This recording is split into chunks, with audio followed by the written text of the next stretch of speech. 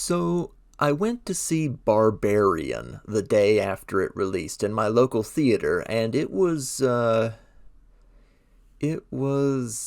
not what I was expecting. The trailer was very carefully crafted, I could tell.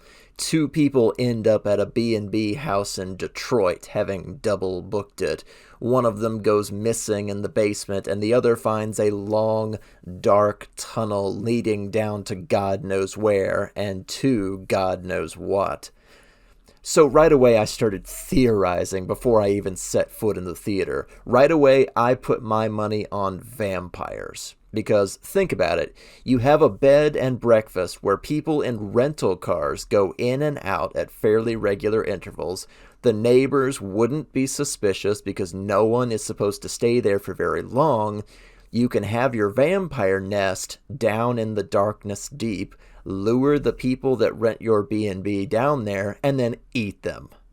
That seemed pretty solid to me. I thought it was kind of clever, but I was wrong.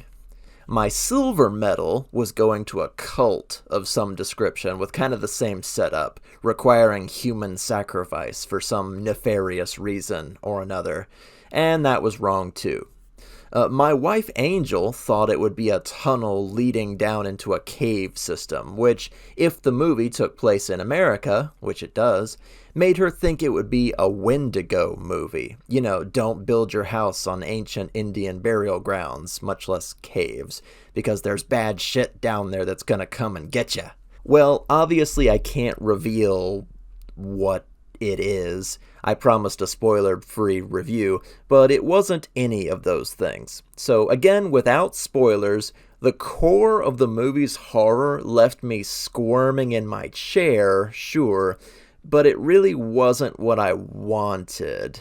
Like, if you love steampunk and you hate murder mysteries and end up watching a steampunk murder mystery, you don't hate it. It has a lot of things that you like, but it's not what you want.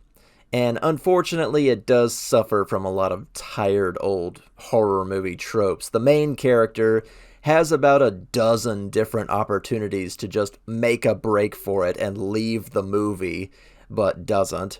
The police, the Detroit police, that is, are super antagonistic, and frankly, they can just fuck off. I can feel the writers in this movie taking a dig at cops in general.